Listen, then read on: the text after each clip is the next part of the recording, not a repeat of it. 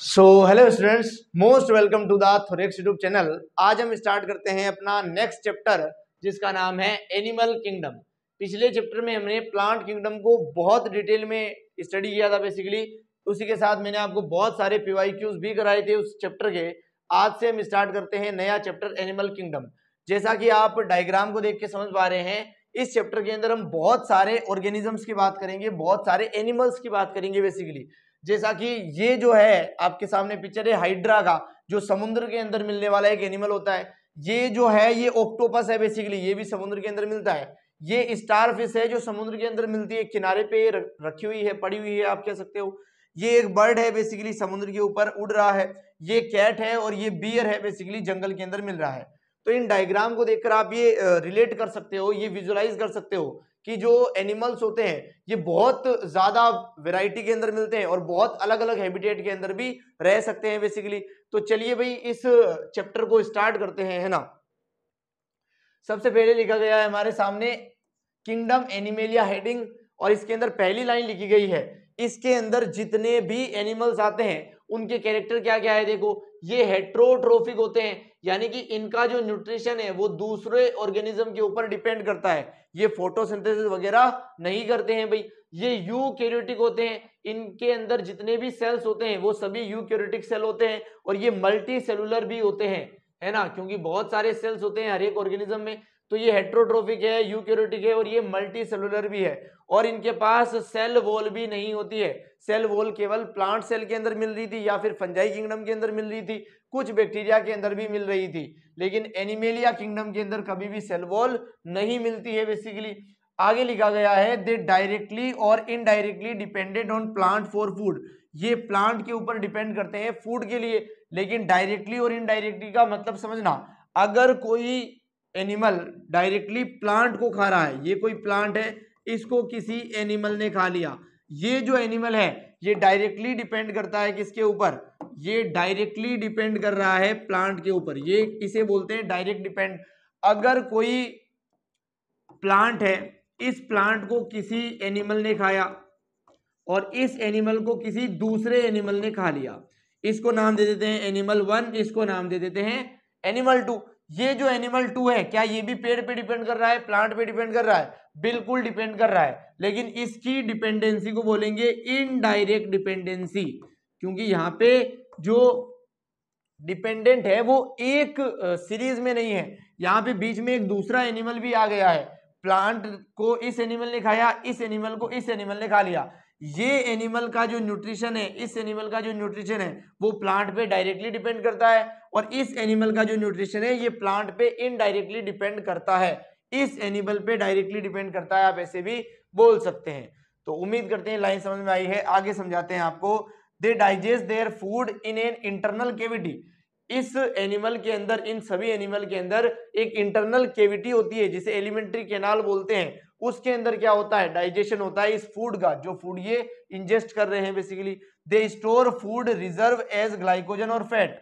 इनके अंदर जो फूड का स्टोरेज होता है, जैसे प्लांट के अंदर पढ़ाया था स्टार्च की फॉर्म में होता है ना, उसी प्रकार एनिमल के अंदर होता है ग्लाइकोजन या फिर फैट के अंदर। ह्यूमंस के अंदर जो ग्लाइकोजन का स्टोरेज है वो लीवर और मसल सेल के अंदर होता है। ये पीवाईक्यू भी पूछा गया था, जो कि आगे पढ़ेंगे basically. Their mode of nutrition is holozoic. ये जो होते हैं पूरे फूड को अपनी बॉडी के अंदर डालते हैं, उसके बाद में उस फूड का क्या करते हैं, डाइजेशन करते हैं, और फिर उस डाइजेस्टेड फूड से क्या करते हैं, अपने न्यूट्रिएंट को एब्जॉर्ब करते हैं। यानी कि ये होलोजोइक होते हैं न्यूट्रिशन की फॉर्म में, ये इंजेस्ट करते हैं अपने फूड को बेसिकली, ये लिखा गया है। तो बोर्ड पे लिखी गई, स्लाइड पे लिखी गई एक एक लाइन को आप देख सकते हैं, समझ सकते हैं। उम्मीद करते हैं एक एक लाइन समझ में आई है, और आगे बढ़ते हैं बेसिकली। अगली लाइन लिखी गई है they follow a definite growth pattern. इनके अंदर जो ग्रो करने का पैटर्न है वो फिक्स होता है, वे डेफिनेट होता है ना।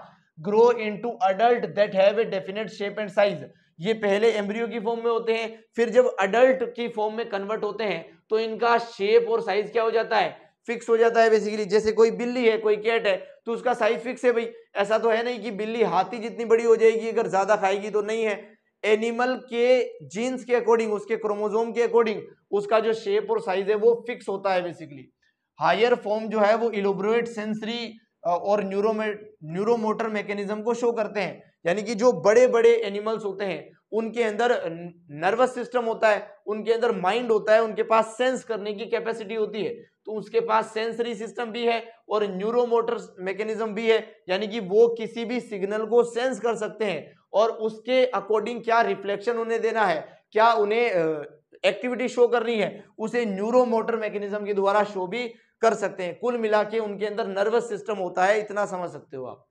Most of them are capable of locomotion, जितने भी एनिमल्स होते हैं उनमें से ज्यादातर क्या कर सकते हैं, लोकोमोशन कर सकते हैं। इसका मतलब ये नहीं है कि सारे ही लोकोमोशन करेंगे, कुछ ऐसे भी एनिमल्स है जैसे कि पोरीफेरा के अंदर आते हैं स्पंजेस, वो समुद्र के अंदर तल में पड़े रहते हैं, वो मूवमेंट ही नहीं कर रहे, यानी कि एनिमल्स ऐसे भी हो सकते हैं जो लोकोमोशन नहीं करते हैं। मोस्ट ऑफ देम क्या करते हैं बच्चों, लोकोमोशन करते हैं। जो सेक्सुअल रिप्रोडक्शन होता है ये कोपुलेशन के द्वारा होता है भाई, जिसके अंदर जो मेल एंड फीमेल है वो फॉलो करते हैं एम्ब्रियोलॉजिकल डेवलपमेंट को, यानी कि मेल और फीमेल का इंटरकनेक्शन होता है जिसको कोपुलेशन बोलते हैं, उसके द्वारा सेक्सुअल रिप्रोडक्शन होता है और उसके बाद उसका जो एम्ब्रियो बनता है रिप्रोडक्शन के बाद उसका डेवलपमेंट फर्दर प्रोसेस के द्वारा होता जाता है। तो उम्मीद करते हैं ये लाइंस भी आपको अच्छे से समझ में आई है और आगे बढ़ते हैं। बेसिकली अब हम बात करेंगे कि इस एनिमल किंगडम को क्लासिफाई करने के क्या क्या बेसिस रखे गए हैं हमारे सामने,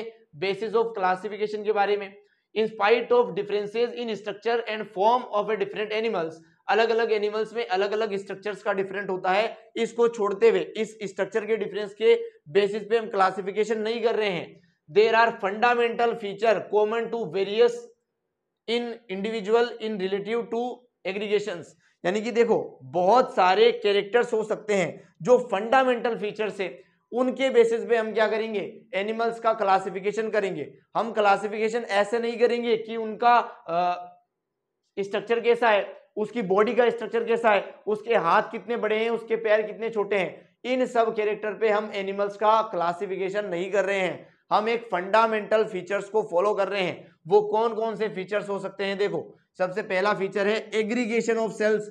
सेल्स एग्रीगेट कैसे हो रहे हैं, इकट्ठे कैसे हो रहे हैं, क्या एक ही सेल का बना हुआ है ऑर्गेनिज्म, क्या बहुत सारे सेल ने बनके टिश्यू बनाया है, क्या टिश्यू ने ऑर्गन बनाया है, क्या ऑर्गन ने ऑर्गन सिस्टम बनाया है, इस बेसिस पे एग्रीगेशन ऑफ सेल के बेसिस पे हम क्लासिफिकेशन कर रहे हैं। अगला है बॉडी की सिमेट्री। सिमेट्री का मतलब होता है उस एनिमल को आप कैसे काटें, कैसे कट करें कि आपको दो इक्वल हाफ मिल जाए, दो बराबर साइज की बॉडी मिल जाए, इक्वल यानी कि आइडेंटिकल दो पार्ट पाने के लिए उस बॉडी के कैसे काटें उसको, उसे बोलते हैं symmetry basically. Nature of coelom, coelom कैसी है, अब ये सिलोम क्या होती है, किसी भी बॉडी का फॉर्मेशन 3 लेयर से हो रहा है बेसिकली, एंडोडर्म, मेसोडर्म और एक्टोडर्म। मेसोडर्म के अंदर जो बंद होती है कैविटी उसे बोलते हैं सिलोम। किसी ऑर्गेनिज्म के अंदर सिलोम कैसी है भी या नहीं है, इस बेसिस पे भी हम क्लासिफिकेशन करेंगे, अभी समझाएंगे आपको। पैटर्न ऑफ डाइजेस्टिव, सर्कुलेटरी और रिप्रोडक्टिव सिस्टम, अलग अलग ऑर्गेनिज्म में डाइजेशन का, रिप्रोडक्शन का, सर्कुलेशन का सिस्टम कैसा है, इस बेसिस पे भी हम क्लासिफिकेशन करेंगे बेसिकली। तो चलिए आगे बढ़ते हैं, उम्मीद करते हैं कि एक वर्ड आपको क्लियर है। एनिमेलिया किंगडम के अंदर कुछ फाइला आते हैं बेसिकली, उन फाइला के नाम आपको याद होने चाहिए बेसिकली, तभी हम क्लासिफिकेशन को आपको अच्छे से समझा पाएंगे। सबसे पहला जो फाइला आता है वो आता है पोरीफेरा, इसी को स्पंजेस भी बोलते हैं भाई। अगला आता है सिलेंट्रेटा, इसी को निडेरिया भी बोलते हैं, सी यहाँ पे साइलेंट है। अगला आता है टीनोफोरा, यहाँ पर भी सी साइलेंट है भाई। अगला आता है प्लेटी हेलमेंथिस, अगला आता है एसके हेलमेंथिस, अगला आता है एनेलिडा, अगला आता है ऑर्थोपोडा, अगला आता है मोलस्का, अगला आता है गाइनोडर्मेटा, अगला आता है हेमिकोर्डेटा और सबसे लास्ट में आता है कोर्डेटा। अंडरस्टूड और नॉट? तो ये 11 फाइला है बेसिकली इसी एनिमल किंगडम के अंदर। इनके नाम को आप बहुत अच्छे से याद करेंगे, अच्छे से लिखकर सीरीज में याद करेंगे, इसी ऑर्डर में याद करेंगे। अगर मैं बोल दूं 7 नंबर तो आपको सीधा दिखाई देना चाहिए ऑर्थोपोडा, अगर मैं बोल दूं 3 नंबर तो सीधा याद आना चाहिए टीनोफोरा, अगर बोलूं 10 नंबर तो सीधा दिखना चाहिए हेमिकोर्डेटा। अंडरस्टूड और नॉट? यानी कि इन फाइलम के नाम आप याद करेंगे अच्छे से नोट करके, इतनी उम्मीद करते हैं। ऑफलाइन के अंदर हम बोल बोल के याद करवाते हैं, बट ऑनलाइन में ऐसा पॉसिबल नहीं है। आप चाहो तो वहीं पे बैठ के बोल सकते हो, एक बार इनको सीरीज में जोर से बोलें, जितना जोर से बोलोगे उतना रिटेंट होके आपको याद रहेगा। अब बात करते हैं लेवल ऑफ ऑर्गेनाइजेशन की। अलग अलग ऑर्गेनिज्म में जो लेवल है ऑर्गेनाइजेशन का वो अलग अलग होता है। इन लाइंस को पढ़ने से पहले मैं आपको थोड़ी सी डिटेल समझा देता हूं इनकी, है ना। कुछ स्लाइड ऐड कर लेते हैं बेसिकली हम यहाँ पे, जिससे कि आपको ये स्लाइड ऐड कर ली, है ना। इस स्लाइड पे समझा देते हैं आपको कुछ। हम बात कर रहे हैं लेवल ऑफ ऑर्गेनाइजेशन के बारे में। लेवल ऑफ ऑर्गेनाइजेशन, अलग अलग ऑर्गेनिज्म के अंदर ऑर्गेनाइजेशन के लेवल अलग अलग होते हैं बेसिकली। सबसे पहले मैं बात कर रहा हूं सेल्यूलर लेवल। सेल्यूलर लेवल का सिंपल सा मतलब है भाई कि अगर किसी एनिमल की बॉडी के अंदर सेल प्रेजेंट है, सेल से मिलकर टिश्यू वगैरह बने ही नहीं है, एक ही सेल है या बहुत सारे सेल है, वो सेल बिखरे हुए पड़े हैं, तो उसे बोलेंगे सेलुलर ऑर्गेनाइजेशन। ये कौन से फाइलम के अंदर होता है, बहुत ध्यान से देखो, ये होता है बच्चों पोरीफेरा के अंदर। किसके अंदर होता है, पोरीफेरा के अंदर। इसी पोरीफेरा को आप स्पंजेस भी बोल सकते हो, है ना। अगला जो लेवल ऑफ ऑर्गेनाइजेशन आता है कि अगर ये सेल जो बिखरे हुए पड़े हैं पोरीफेरा के अंदर, वो जुड़कर एक टिश्यू बना ले, वो जुड़कर एक सिमिलर फंक्शन करने लग जाए, तो उसी ग्रुप ऑफ सेल्स को जो सिमिलर फंक्शन कर रहे हैं उसी को हम क्या बोलेंगे, बेसिकली सेलुलर ऑर्गेनाइजेशन बोलेंगे। और वो जो सेल्स हुए जिन्होंने मिलकर काम करना शुरू किया, उस मिलकर काम करने वाले ग्रुप को हम बोलेंगे टिश्यू। अगर टिश्यू बना है तब तो बोलेंगे टिश्यू ऑर्गेनाइजेशन, है ना। अगर टिश्यू नहीं बना है तब क्या बोलेंगे, सेलुलर ऑर्गेनाइजेशन बोलेंगे बच्चों। तो टिश्यू किसके अंदर बन जाता है, कौन से फाइलम के अंदर बन जाता है, जो सिलेंट्रेटा है ना, इसी को बोलते हैं निडेरिया, इसके अंदर बन जाता है भाई टिश्यू लेवल। इसके बाद जो टीनोफोरा है, इसके अंदर भी क्या बन जाता है बच्चों, टिश्यू लेवल बन जाता है। तो पोरीफेरा के अंदर सेलुलर लेवल है, आगे दो फाइलम है उनके अंदर क्या आता है, टिश्यू लेवल आता है। इसके बाद जो ऑर्गेनाइजेशन आता है वो आता है ऑर्गन लेवल। टिश्यू जब जुड़ जाते हैं तो ऑर्गन बन जाता है। सेल जुड़कर टिश्यू बनाते हैं, टिश्यू जुड़कर क्या बनाता है, ऑर्गन बनाता है। अगर किसी फाइला के अंदर ऑर्गन बना है तो उसका नाम है प्लेटीहेल्मिन्थिस। क्या नाम है बच्चों, प्लेटीहेल्मिन्थिस। देखो उसी सीरीज में आ रहे हैं, सबसे पहले पोरीफेरा पढ़ा था, फिर ये फिर ये फिर ये, इसीलिए इनको सीरियल ऑर्डर में याद करना है। सभी जो क्लासिफिकेशन के बेसिस है वो इसी ऑर्डर में आपको याद करवाएंगे। अगला जो लेवल ऑफ ऑर्गेनाइजेशन आता है वो आता है ऑर्गन सिस्टम का। किसका आता है, ऑर्गन सिस्टम का। ऑर्गन सिस्टम किसके अंदर मिलते हैं, जैसे मैं एग्जांपल दे दूं, अगर सेल्स बिखरे हुए पड़े हैं जैसे कि पोरीफेरा के अंदर है, अगर उन्होंने मिलकर टिश्यू बनाया है तो जैसे कि सिलेंट्रेटा टीनोफोरा के अंदर है, अगर उन्होंने टिश्यू ने मिलकर ऑर्गन बना लिया है और वो ऑर्गन कोई पर्टिकुलर फंक्शन कर रहा है तब उसे बोलेंगे ऑर्गन सिस्टम। और ऑर्गन कहां पे बना है, प्लेटीहेल्मिन्थिस के अंदर बना है बेसिकली। अगर बहुत सारे ऑर्गन जुड़ गए और वो एक ही फंक्शन को फॉलो कर रहे हैं, सीरीज में फॉलो कर रहे हैं, इसने कोई फंक्शन किया, उसी से रिलेटेड उसके आगे वाले ऑर्गन ने फंक्शन किया, कुछ ऐसे अगर फंक्शन कर रहे हैं तब उसे हम क्या बोलेंगे, ऑर्गन सिस्टम बोलेंगे बेसिकली। उस ऑर्गन ने मिलकर एक सिस्टम बना लिया है काम करने का, कुछ ऐसे। तो ये कहां पे मिलता है भाई, ये मिलता है एसके हेल्मिन्थीज से लेकर कोर्डेटा तक। इनके बीच में जितने भी फाइलम आपने याद किए हैं उन सब के अंदर क्या मिलेगा, ऑर्गन सिस्टम ही मिलेगा। तो ये 4 लेवल है ऑर्गेनाइजेशन के। उम्मीद करते हैं एक एक लाइन एक एक वर्ड बहुत ही अच्छे से आपको समझ में आया है। और आगे बढ़ते हैं बेसिकली, है ना। पहले इसकी लाइन समझ लेते हैं भाई। ये through all members of animalia, animalia के सभी मेंबर्स जो है वो मल्टी सेलुलर होते हैं। ऑल ऑफ देम जो है वो not exhibit same pattern of organisation, सभी के अंदर ऑर्गेनाइजेशन का पैटर्न बिल्कुल सेम नहीं है भाई। फॉर एग्जांपल स्पंजेस के अंदर जो है सेल एग्रीगेट होते हैं as a loose aggregation, cells जो है वो लूजली तरीके से बंधे हुए हैं। एग्रीगेशन का मतलब बंधना, लूज का मतलब ढीले तरीके से।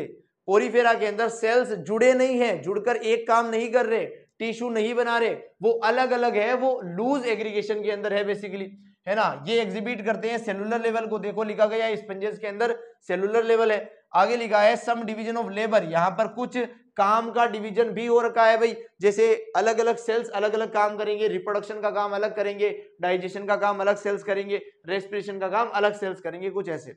Occurs among the cell, in coelenterates, जो सिलेंट्रेट्स होते हैं उनके बीच जो एग्रीगेशन होता है सेल का वो काफी कॉम्प्लेक्स होता है, क्योंकि यहाँ पे एग्रीगेशन होकर टिश्यू बन जाता है। Here the cells performing the same function arranged into tissue, जो सेम काम कर रहे हैं, एक काम कर रहे हैं, उन सेल्स को एक टिश्यू के अंदर अरेंज किया गया है, व्यवस्थित किया गया है, इसलिए इसको बोला जाता है टिश्यू लेवल ऑफ ऑर्गेनाइजेशन। तो उम्मीद करते हैं एक एक वर्ड समझ में आ चुका है आपको। A still higher level of organisation is organ level. Organ जो है ये एग्जिबिट कौन करते हैं भाई, प्लेंटी हेलमिंथीज करते हैं बेसिकली, हायर फाइला के अंदर है ये, जहां पर टिश्यू जो है वो ग्रुप होके क्या बना रहे हैं, ऑर्गन बना रहे हैं। मैंने आपको पहले ही समझा दिया, सेल से मिलकर क्या बनता है बच्चों, टिश्यू बनता है ना, सेल से मिलकर क्या बनता है, टिश्यू बनता है, सेल से मिलकर टिश्यू बनेगा, टिश्यू से मिलकर क्या बनेगा बच्चों, ऑर्गन बनेगा, और ऑर्गन से मिलकर क्या बन जाएगा बच्चों, सिस्टम बन जाएगा। यानी कि ये ऑर्डर आपको पहले से पता है, यानी कि ऑर्गन किससे बना होगा, टिश्यू के ग्रुप होने से, मिलने से बना होगा। Each specialised part of particular function, हर एक ऑर्गन एक पर्टिकुलर फंक्शन करेगा, एक स्पेशल फंक्शन करेगा, जो कि कोई दूसरा ऑर्गन फंक्शन नहीं कर रहा है, वो वाला फंक्शन करेगा बेसिकली। एनिमल्स के अंदर जो एनालिडा है, ऑर्थोपोडा है, मोलस्का है, इकाइनोडर्मेटा है और कॉर्डेटा है बेसिकली, उनके पास ऑर्गन जो है वो एसोसिएट हो जाते हैं, ऑर्गन ही आपस में जुड़ जाते हैं और परफॉर्म करते हैं एक सिस्टमेटिक फंक्शन को। ये जो है कंसर्न होते हैं विषय स्पेशलाइज्ड फिजियोलॉजिकल फंक्शन। जैसे कि मैं बोलूं डाइजेस्टिव सिस्टम, तो केवल डाइजेशन करने वाले ऑर्गन उसके अंदर इंक्लूड होते हैं, कुछ ये मतलब है इन लाइन का। This pattern is called organ system level of organisation.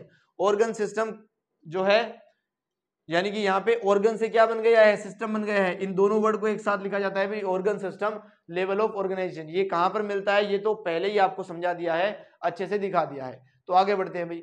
Organ system in different groups of animal exhibit various pattern of complexities. जो ऑर्गन लेवल है सिस्टम का, वो बहुत ज्यादा कॉम्प्लेक्सिटीज जो है उसको शो भी करता है basically. For example digestive system जो है वो platyhelminthes has a only single opening. ये जो ओपनिंग वाली बात है इसको पहले मैं समझाऊंगा, फिर यहाँ पे बात करेंगे बेसिकली हम, है ना। अच्छा, पहले ऐसे समझ लो कि जो आपका डाइजेस्टिव सिस्टम है, क्या है बच्चों, डाइजेस्टिव सिस्टम। डाइजेस्टिव सिस्टम दो टाइप का हो सकता है एनिमल के अंदर। एक होता है इनकम्प्लीट, क्या होता है, इनकम्प्लीट डाइजेस्टिव सिस्टम, और एक होता है कंप्लीट डाइजेस्टिव सिस्टम। इनकम्प्लीट का मतलब है यहां पर एक ही ओपनिंग है भाई, सिंगल ओपनिंग है, क्या है, सिंगल ओपनिंग है। यानी कि ये जो ओपनिंग है ये माउथ की तरह भी काम करेगी और ये एनस की तरह भी काम करेगी। इस ओपनिंग से बॉडी के अंदर फूड एंटर भी होगा और फूड एग्जिट भी होगा बेसिकली, एक ही ओपनिंग है। इनकम्प्लीट डाइजेस्टिव सिस्टम के अंदर ये आता है। अगर मैं कंप्लीट की बात करूं तो यहाँ पे 2 ओपनिंग्स होगी भाई, 2 ओपनिंग्स होगी। एक जो होगी वो माउथ की तरह काम करेगी और दूसरी जो होगी वो एनस की तरह आपके काम करेगी। ये जो डाइजेस्टिव सिस्टम है उसका जो इनकम्प्लीट पोर्शन है, इनकम्प्लीट टाइप का जो डाइजेस्टिव सिस्टम है, ये कहां पर मिलेगा बेसिकली, आप देख सकते हो ये प्लेंटी हेलमिंथेस तक मिलेगा। प्लेंटी हेलमिंथेस तक क्या मिलेगा, इनकम्प्लीट मिलेगा। और जब एस के हेलमिंथेस आ जाएंगे, एस के हेलमिंथेस, तब कंप्लीट टाइप का डाइजेस्टिव सिस्टम मिल जाएगा।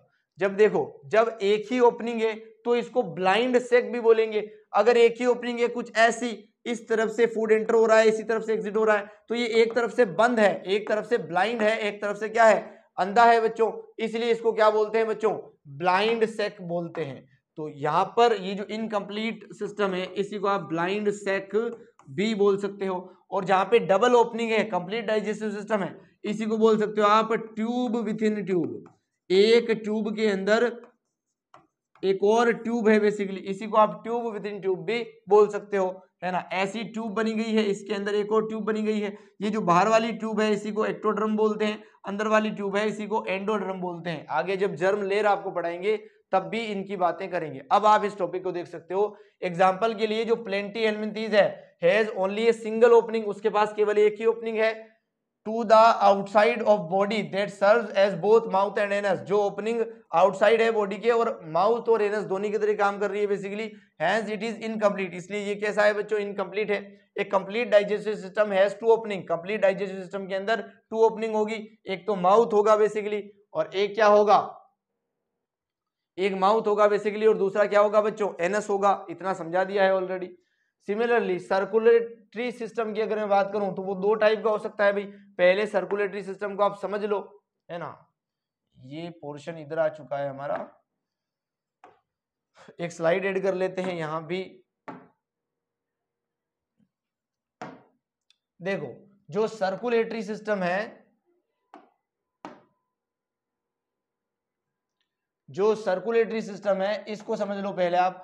सर्कुलेटरी सिस्टम दो टाइप का हो सकता है, एक क्लोज टाइप का होता है और एक ओपन टाइप का होता है। सर्कुलेटरी सिस्टम के अंदर ब्लड फ्लो करता है, अगर वो ब्लड वेसल्स के अंदर फ्लो कर रहा है तब उसे बोलते हैं क्लोज, अगर वो ऑर्गन्स के बीच में फ्लो कर रहा है डायरेक्टली बिना किसी वेसल के तब उसे बोलते हैं ओपन। जो एनालिडा है वहां से स्टार्टिंग हुई थी सर्कुलेटरी सिस्टम की, तो एनालिडा के अंदर स्टार्टिंग होते ही क्लोज टाइप का क्या बना था, सर्कुलेटरी सिस्टम बना था। एनालिडा के बाद में आता है ऑर्थोपोडा, तो जितने भी ऑर्थोपोडा होते हैं ऑल ऑर्थोपोडा उनके अंदर क्या हुआ था, बेसिकली ओपन सर्कुलेटरी सिस्टम हुआ था। जितने भी एनालिडा है उनके अंदर क्लोज सिस्टम नहीं होता है, एक एक्सेप्शन भी होता है, उस एक्सेप्शन को सामने ही लिखते हैं जिससे कि आपको बहुत ही अच्छे से याद हो पाए सब कुछ, है ना। इधर देखो एनालिडा ज्यादातर आते हैं क्लोज सर्कुलेटरी सिस्टम में, लेकिन कुछ एनालिडा है जैसे लीच है तो वो आता है ओपन के अंदर, इसी के सामने इसको लिख रहे हैं क्योंकि ये एनालिडा का ही पोर्शन है बेसिकली। अगला एग्जांपल हम लिख रहे हैं ऑर्थोपोडा का, ऑल ऑर्थोपोडा के अंदर क्या आता है, ओपन सर्कुलेटरी सिस्टम आता है, ऑल ऑर्थोपोडा। यहां पर ऑर्थोपोडा का कोई भी एग्जांपल एग्जिस्ट नहीं करता है। अगला एग्जांपल लिख रहे हैं आपके सामने मोलस्का का, मोलस्का ज्यादातर जो है मोस्ट मोलस्का उनके अंदर ओपन सर्कुलेटरी सिस्टम होता है, लेकिन कुछ ऐसे हैं जैसे सिफेलोपोडा इनके अंदर क्लोज्ड सर्कुलेटरी सिस्टम भी मिलता है बेसिकली, इसके सामने ये लिखा है हमने। अगला एग्जांपल हम लिख रहे हैं मोलस्का के बाद में क्या आता है बेसिकली, इकाइनोडर्मेटा आता है, तो इकाइनोडर्मेटा के अंदर सर्कुलेटरी सिस्टम डेवलप ही नहीं होता है, इसलिए उसके अंदर ओपन और क्लोज दोनों नहीं मिल रहे हैं भाई। अगला आता है हेमिकोर्डेटा, तो हेमिकोर्डेटा के अंदर ओपन ही होता है, ऑल हेमिकोर्डेटा, ऑल हेमिकोर्डेटा, सभी हेमिकोर्डेटा यहीं पे आते हैं भाई, कोई एक्सेप्शन नहीं है। अगला आता है कोर्डेटा, तो कोर्डेटा यहाँ पे आता है बेसिकली कोर्डेटा, लेकिन कोर्डेटा का एक एक्सेप्शन यहाँ भी आता है जिसे बोलते हैं ट्यूनिकेटा, क्या बोलते हैं बच्चों, ट्यूनिकेटा बोलते हैं। तो ये है सर्कुलेटरी सिस्टम के एग्जांपल्स, कौन से किंगडम के अंदर कौन सा सर्कुलेटरी सिस्टम मिलेगा, ओपन या क्लोज, उसको कुछ इस तरीके से आप याद करेंगे बेसिकली, जिससे आप बहुत ही आसानी से याद कर पाएंगे। तो उम्मीद करते हैं समझ में आया है और आगे बढ़ते हैं। हम यहाँ पे थे बेसिकली सर्कुलेटरी सिस्टम में, एक तो होता है ओपन टाइप का जहां पर ब्लड जो है वो पंप होता है out of the heart and the cells tissue are directly bath in it, blood आएगा हार्ट से ही, लेकिन उस ब्लड के अंदर ऑर्गन और टिश्यू जो है वो नहा रहे होंगे, वो बात कर रहे होंगे, है ना, उसके अंदर डूबे हुए होंगे बेसिकली।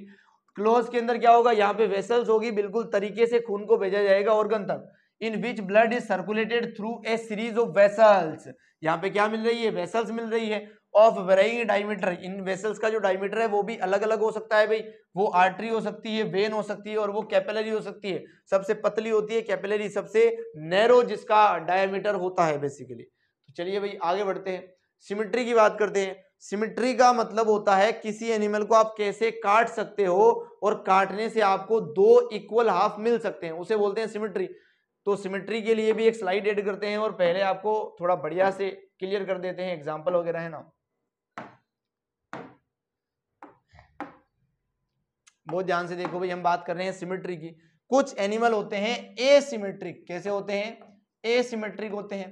एसिमेट्रिक का मतलब है जिस एनिमल को आप काट ही नहीं सकते हो, ऐसा कोई प्लेन ही नहीं है जिससे काटने पर दो इक्वल हाफ मिले, उसे बोलेंगे एसिमेट्री, है ना। हम बात कर रहे हैं सिमेट्री टॉपिक की, उसके अंदर पढ़ रहे हैं एसिमेट्री।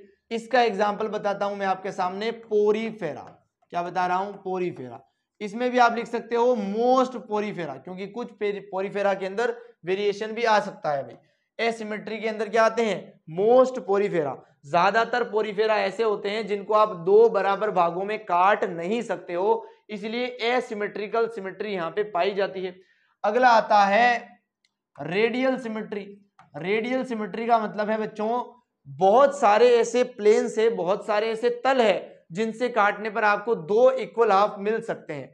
जैसे कि मैं बात करूं पोरीफेरा के डायग्रामेटिक रिप्रेजेंटेशन की, तो कुछ ऐसा पोरीफेरा है, इसको आप कैसे भी कट करो दो इक्वल हाफ मिलेंगे ही नहीं, किसी भी प्लेन में कट कर लो दो बराबर भाग मिल ही नहीं रहे, तो इसलिए इसको क्या बोलते हैं, एसिमेट्रिक बोलते हैं। रेडियल का मतलब होता है कुछ ऐसा, इसको आप किसी भी प्लेन में कट कर लो अगर इस प्लेन में कट गया तो भी दो बराबर भाग है, इस प्लेन में कट गया तो भी ये दो बराबर भाग बन गए, ऐसे कट गया तो भी बराबर भाग बन गए। यानी कि बहुत सारे प्लेन से जिससे काटने पर एनिमल्स के दो इक्वल हाफ्स मिल रहे हैं, उसे क्या बोलते हैं? रेडियल बोलते हैं। रेडियल किसके अंदर होता है? बहुत ध्यान से एग्जांपल नोट डाउन करेंगे आप। सबसे पहला एग्जांपल आता है सिलेंट्रेटा। क्या आता है? सिलेंट्रेटा। अगला एग्जांपल है हमारे सामने टीनोफोरा। क्या है बच्चों? टीनोफोरा है। अगला एग्जांपल ध्यान से नोट करेंगे, अडल्ट इकाइनोडर्मेटा। बेसिकली क्या है? Adult Echinodermata. जब इकाइनोडर्मेटा अडल्ट नहीं होते हैं, एम्ब्रियो स्टेट के अंदर होते हैं, तब उनके अंदर बेसिकली बाइलेटरल सिमेट्री मिलती है, लेकिन जब वो अडल्ट हो जाते हैं तो रेडियल सिमेट्री के अंदर कन्वर्ट हो जाते हैं। अगली सिमेट्री जो है हमारे सामने वो है बाइलेटरल। बाई का मतलब ही होता है दो। यहां पर दो हिस्सों में काटने के लिए एक प्लेन अवेलेबल होता है। जैसे हमारी बॉडी को ही देखो, ये एक ही प्लेन है, अगर इस प्लेन से हमें काटा जाए तो दो बराबर भाग मिल सकते हैं। अगर यहां से काटोगे तो ऊपर सर है, नीचे तो पैर है, बराबर तो है नहीं। अगर इस प्लेन से काटोगे तो इधर भी सर है, इधर भी सर है, इधर भी हाथ है, इधर भी हाथ है। दो इक्वल हाफ्स मिल सकते हैं, आइडेंटिकल हाफ्स मिल सकते हैं एक ही प्लेन से काटने पर। इसलिए हम किसके अंदर आएंगे?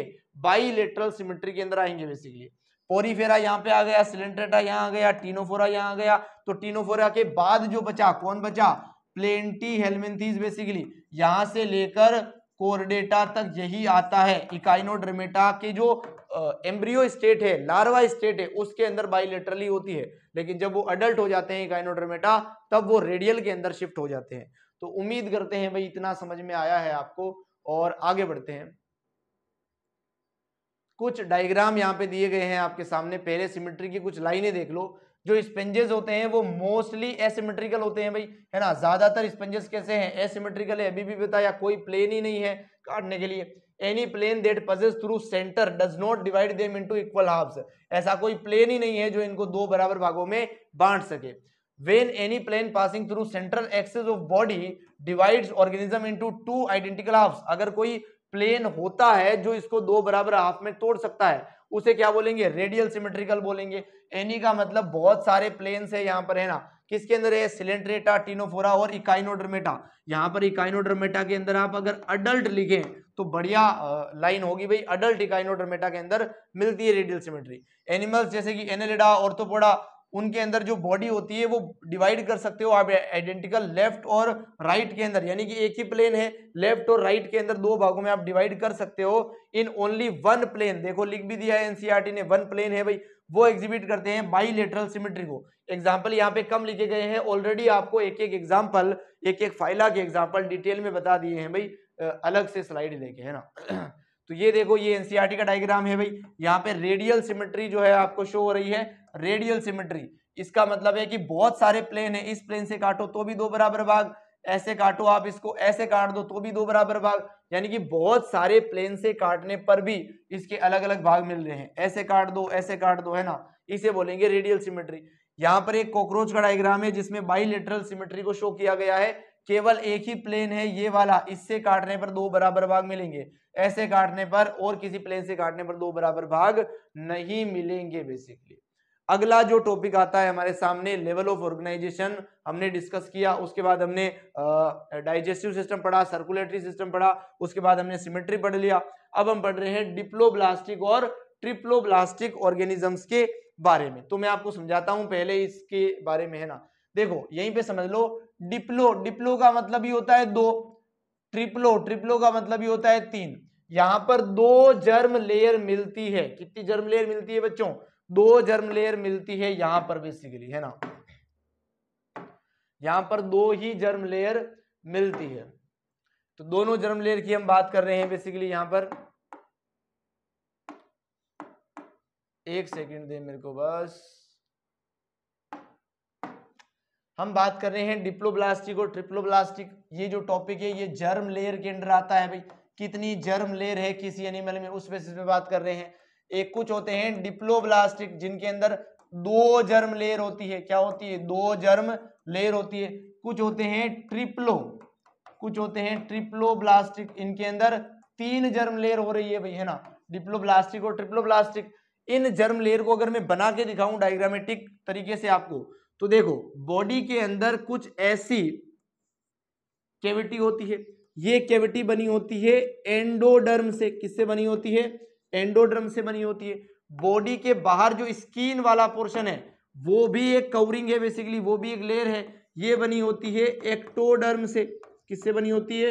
एक्टोडर्म से। इस एंडोडर्म और एक्टोडर्म के बीच में अगर कोई दूसरी लेयर या तीसरी लेयर नहीं है तो उसे बोलेंगे डिप्लोब्लास्टिक। डिप्लो का मतलब दो जर्म लेयर है ना, एक तो ये हो गई और एक ये हो गई।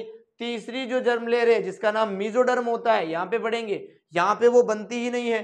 इस एंडोडर्म और एक्टोडर्म के बीच में जो जगह है बच्चों, ये जो पोर्शन है इसे नाम देते हैं यहाँ पे मीजोग्लिया। क्या नाम देते हैं बच्चों? मीजोग्लिया। इस कैविटी को नाम देते हैं। इसके अंदर अनडिफरेंशिएटेड टिश्यू भरे हुए रहते हैं। मीजोग्लिया के अंदर अनडिफरेंशिएटेड टिश्यू है। एनसीईआरटी की लाइन है बेसिकली। तो ये स्ट्रक्चर है डिप्लोब्लास्टिक का। अगर मैं ऐसा ही स्ट्रक्चर ट्रिप्लोब्लास्टिक के लिए बनाऊं तो ध्यान से देखना। सबसे पहले तो ये बना दिया मैंने, क्या? एंडोडर्म है ना, एंडो है। उसके बाद ये बना दिया बाहर वाला, क्या? ये एक्टोडर्म है। इनके बीच में होती है मीजोडर्म। क्या होती है बच्चों? मीजोडर्म। तो ये बीच वाली जो लेयर बना रहा हूं, ये कौन सी लेयर है बच्चों? ये है मीजोडर्म की लेयर। क्योंकि यहाँ पे तीनों जर्म लेयर प्रेजेंट है, तीनों लेयर मिल रही है, इसलिए इसको क्या बोलेंगे बच्चों? ट्रिप्लोब्लास्टिक बोलेंगे। तो ऐसे कौन से ऑर्गेनिज्म है जिसमें दो लेयर मिलती है, ऐसे कौन से ऑर्गेनिज्म है जिसमें तीनों लेयर मिलती है, उसकी बात करेंगे हम लाइंस के रूप में। ये रहा बेसिकली एनिमल्स जिनके अंदर जो सेल्स है वो अरेंज होते हैं टू एम्ब्रियोलॉजिकल लेयर के अंदर, जिनको जर्म लेयर भी बोल सकते हो। एक्सटर्नल बाहर की तरफ क्या होगी? एक्टोडर्म, और अंदर की तरफ क्या होगी? एंडोडर्म। एंडो का मतलब ही अंदर होता है, एक्टो का मतलब ही बाहर होता है। उसे बोलते हैं डिप्लोब्लास्टिक एनिमल बेसिकली। एग्जांपल के लिए लिखा गया है सिलेंट्रेटा, आपके सामने है ना। सिलेंट्रेटा के अंदर क्या होती है? डिप्लोब्लास्टिक कंडीशन ही मिलती है, आपको देखने को मिलती है। इसके अंदर जो मीजोग्लिया कैविटी होती है उसके बारे में लाइन लिखी गई है। देखो ये मीजोग्लिया है, इसके अंदर अनडिफरेंशिएटेड टिश्यू है, उसकी लेयर है ये। Is present in between ectoderm and endoderm. इन दोनों डर्म के बीच में क्या होता है? मीजोग्लिया होता है। मीजोडर्म यहाँ पे बनता नहीं है बेसिकली। ये जो एनिमल्स होते हैं जिनके बीच में developing embryo has a third germ layer, जिनमें तीसरी लेयर भी होती है, उसका नाम मीजोडर्म है। वो किसके बीच में है? एक्टोडर्म और एंडोडर्म के बीच में है, उसे ट्रिप्लोब्लास्टिक एनिमल बोलते हैं भाई। जो प्लेंटी हेलमिंथीज है वहां से लेकर कोर्डेटा तक यही होते हैं। जो प्लेंटी हेलमिंथीज से पहले आते हैं जैसे टीनोफोरा, सिलेंट्रेटा, इनके अंदर मिलती है डिप्लोब्लास्टिक कंडीशन। और जो platyhelminthes, aschelminthes, annelida, chordata तक आने वाले ऑर्गेनिजम्स है उनके बीच में क्या मिलता है? ट्रिप्लोब्लास्टिक मिलता है बेसिकली कंडीशन। यहाँ पर देखो एनसीईआरटी ने डायग्राम भी बनाया है भी, देखो ये मीजोग्लिया है यानी कि ये ए वाला डिप्लोब्लास्टिक का डायग्राम है। बी के अंदर आपको मेसोडर्म दिख रहा है यानी कि ये ट्रिप्लोब्लास्टिक का डायग्राम है। सबसे बाहर वाली जो ये वाली लेयर है इसे एक्टोडर्म बोला गया है, और सबसे अंदर वाली ये वाली जो लेयर है इसे एंडोडर्म बोला गया है। बीच में जो रेड कलर में है इसे मीजोग्लिया बोला गया है। यहाँ पे रेड कलर का अनडिफरेंशिएटेड टिश्यू है, लेकिन यहाँ पे उस अनडिफरेंशिएटेड टिश्यू ने सेल्स बना लिए, इसलिए यहाँ पे मेसोडर्म का फॉर्मेशन हो गया है। आगे बढ़ते हैं हम सिलोम के बारे में। जैसा कि मैंने आपको इस लेक्चर के इनिशियल में ही बताया था, सिलोम का मतलब होता है मेसोडर्म से घिरी हुई cavity. A cavity which is, यहाँ पे आप लिख सकते हो definition, A cavity which is lined by mesoderm on both sides.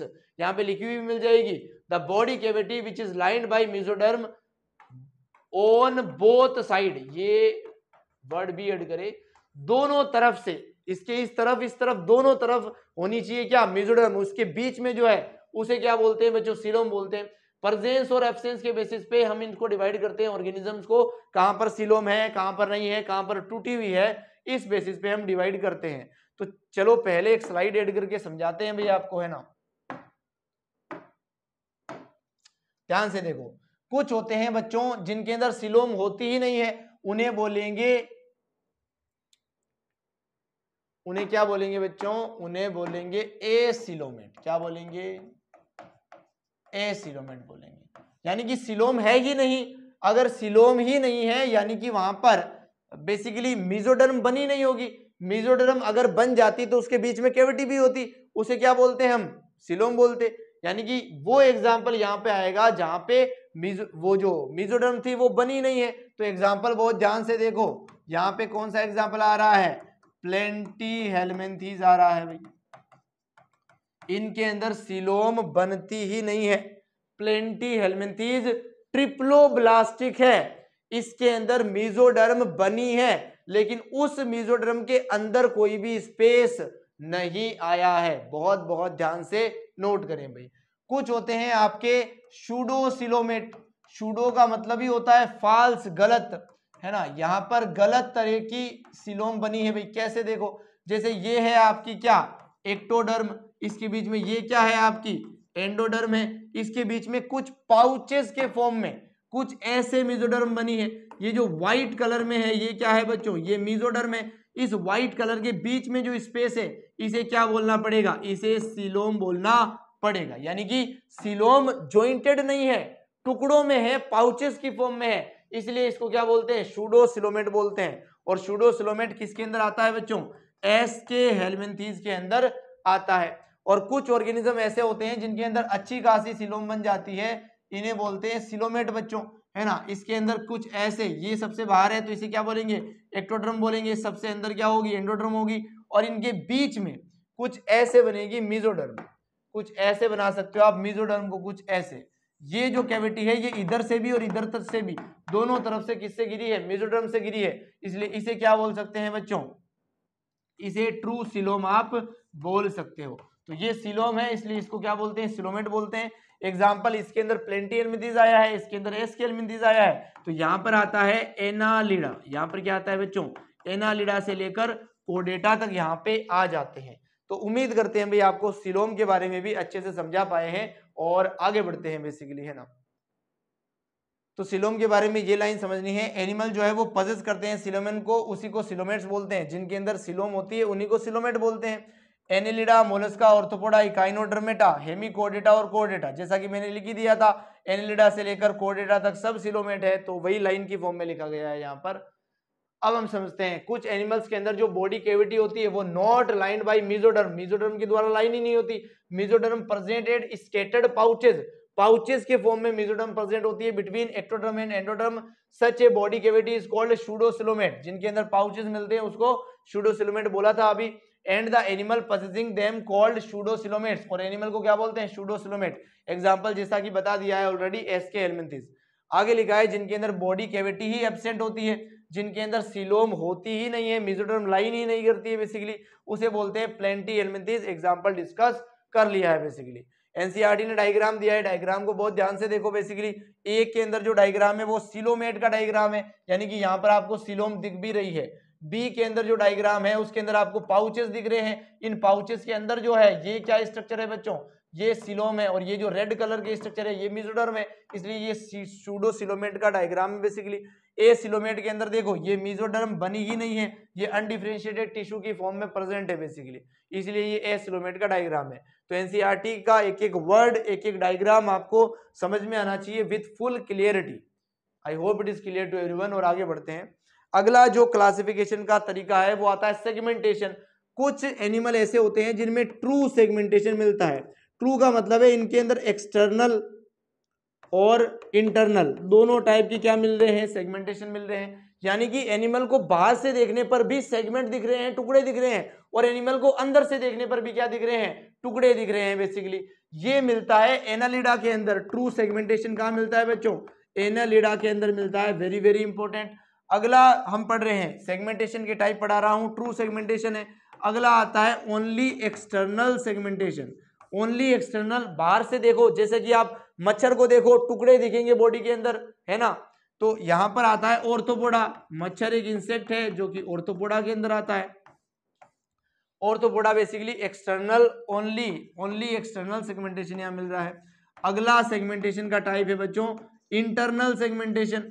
Internal केवल अंदर से हमारे अंदर पोर्शंस होते हैं, टुकड़े होते हैं, तो कोर्डेटा जो है वो इंटरनल सेगमेंटेशन का एग्जांपल है। तो लाइनें आप पढ़ सकते हो, एग्जांपल मैंने आपको समझाई दिए हैं। कुछ एनिमल्स के अंदर बॉडी जो है वो एक्सटर्नली और इंटरनली डिवाइड होती है सेगमेंट्स के अंदर with a serial separatives of at least some organs. For example earthworm, earthworm जो है वो एनालिडा का ही एग्जांपल है। अर्थवर्म लिखा है एनसीईआरटी ने, तो यहाँ पे आप अर्थवर्म लिख सकते हो भाई, एनालिडा का ही एग्जांपल है। The body shows the pattern called metameric segmentation. ये जो सेगमेंटेशन है इसको मेटामेराइजेशन भी बोलते हैं। इसलिए यहाँ पे लिखा है metameric segmentation and the phenomena is known as metamerism, ये लिखा हुआ मेटामेराइजेशन या फिर मेटामेरिज्म। तो उम्मीद करते हैं सेगमेंटेशन के एग्जाम्पल और इसके बारे में आपको समझ में आया है, बेसिकली किसकी बॉडी में टुकड़े दिखते हैं बाहर से या अंदर से, उस बेसिस पे ये डिवाइड किया जाता है। अगला जो बेसिस है क्लासिफिकेशन का वो आता है नोटोकोड बच्चों, जैसा कि हमने लिखा है कोड डेटा और नॉन कोड डेटा। सबसे लास्ट में क्या आया है कोड डेटा, उसके ऊपर जितने भी है वो नॉन कोड डेटा के अंदर लाई करते हैं। सबसे पहले तो यार ये नोटोकोड होता क्या है, ये एक रोड लाइक स्ट्रक्चर है। कैसा है बच्चों, रोड लाइक स्ट्रक्चर है। ये नोटोकोड मीजोडर्म से बनता है, इसलिए इसको लिखा जाता है कि ये मीजोडर्मल है भाई। ये एम्ब्रियो को सपोर्ट करता है, ये क्या करता है, एम्ब्रियो को सपोर्ट करता है। बेसिकली ये बॉडी की डोर्सल साइड में होता है, डोर्सल साइड ऑफ एम्ब्रियो के अंदर ये होता है। तो चार बातें लिखी है मैंने इसके बारे में जो समझा भी दी है। नोटोकोड जो है जो मेसोडर्मल से बन रहा है, रोड लाइक स्ट्रक्चर है, डोर्सल साइड में होता है एम्ब्रियो की, डोर्सल का मतलब पीछे, वेंट्रल का मतलब आगे। बेसिकली ये डेवलप होता है कुछ एनिमल के अंदर जिनके अंदर नोटोकोड प्रेजेंट है। ध्यान से सुनो, अगर ये नोटोकोड प्रेजेंट है तब तो उसे बोलेंगे कोर डेटा। क्या बोलेंगे बच्चों, कोर डेटा।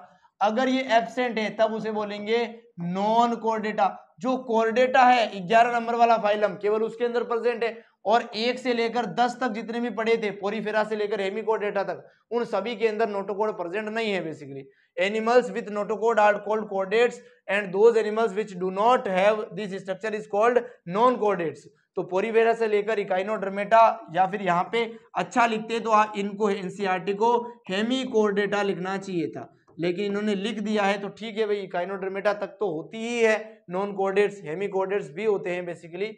आगे बढ़ते हैं अब इन्हीं लाइंस के अंदर। एनसीईआरटी के अंदर कुछ फ्लो चार्ट बना है जिसके अंदर सिखाया गया है एनिमेलिया किंगडम का डिवीजन। बेसिकली अभी जितना भी क्लासिफिकेशन समझा उसी को इस डायग्राम में बताया गया है। बेसिकली देखो सेलुलर लेवल किस में मिल रहा है, जिसमें सेलुलर लेवल मिल रहा है उसी के अंदर सिमेट्री कैसी है, मोस्टली एसिमेट्रिकल है। उसी के अंदर सिलोम कैसी है, एसिलोमेट है। और एग्जांपल क्या आ रहे हैं, पोरीफेरा आ रहे हैं। बेसिकली टिश्यू लेवल किसके अंदर, टिश्यू लेवल के अंदर रेडियल और बाइलेटरल दो सिमेट्री हो सकती है।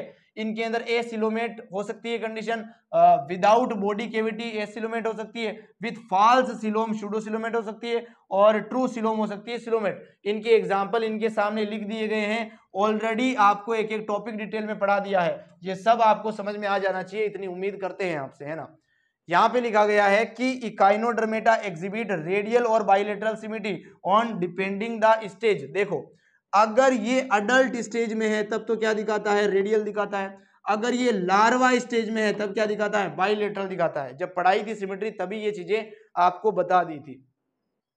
अभी जो एनसीईआरटी ने फ्लो चार्ट बनाया उसी फ्लो चार्ट को थोड़ा सा डिटेल में हमने यहाँ पे बनाया है आपके सामने, कुछ और नाम को मेंशन करते हुए, जैसे पेराजोवा और यूमेटाजोवा, है ना, बाइलेट्रा, रेडिएटा, प्रोटोस्टोमेटा और ड्यूटेरोस्टोमेटा, ये सारे वर्ड आपको ऑलरेडी बता दिए हैं। ये नाम भी आप बिल्कुल देख सकते हो, एग्जाम्पल सब कुछ आपको दिखा दिए हैं। ये फ्लो चार्ट भी आपको अच्छे से समझ में आ जाएगा, बहुत डिटेल में इसको नहीं देखना है, केवल थोड़ा सा ब्राइफ करके देख ले, क्योंकि रिसेंट ईयर्स में जो नीट के अंदर क्वेश्चन आ रहे हैं वो डायरेक्टली एनसीईआरटी से आ रहे हैं। ये डायग्राम भी पूरा एनसीईआरटी पे बेस्ड है, तो इस डायग्राम का एक एक वर्ड समझ में आना चाहिए, डायरेक्टली रटने की जरूरत नहीं है भाई। जैसे ब्लास्टोपोर है तो ये एनसीईआरटी का वर्ड नहीं है तो इसको रटने की जरूरत नहीं है। जैसे स्पाइरल क्लीवेज है तो ये एनसीईआरटी का वर्ड नहीं है, रटने की जरूरत नहीं है, केवल समझ लेना है इसको, जो कि डिटेल में एक एक टॉपिक समझाया है उसके बेसिस पे। तो उम्मीद करते हैं भाई आज का लेक्चर आपको बहुत ही अच्छे से समझ में आया है, और ऐसे ही आपको समझ में आता भी रहेगा भाई अगर आप थोरेक्स पे पढ़ रहे हो लगातार, है ना। यहाँ तक बने रहने के लिए थैंक यू सो मच भाई, मिलेंगे नेक्स्ट लेक्चर में, चिल देन गुड बाय।